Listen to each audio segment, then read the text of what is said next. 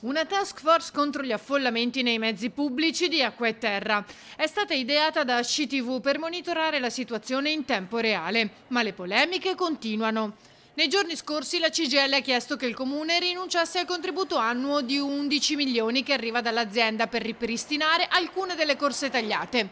Arriva poi l'attacco del segretario dell'UGL Costalonga, che definisce inaccettabile la situazione di affollamenti sui mezzi perché rischia di compromettere la sicurezza sanitaria dell'utenza. L'UGL pretende risposte concrete dal Comune di Venezia per quanto riguarda i trasporti pubblici.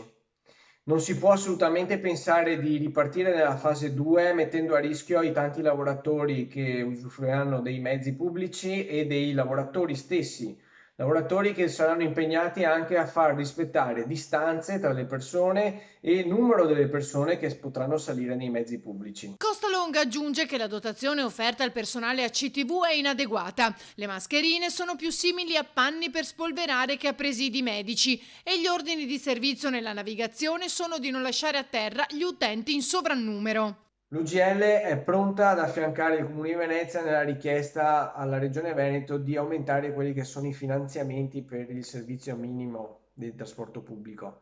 Questo perché il Comune di Venezia è sempre stato penalizzato da questa ripartizione per via dei turisti che oggi non ci sono. Quindi assolutamente Venezia necessita di un aiuto in più per ripartire.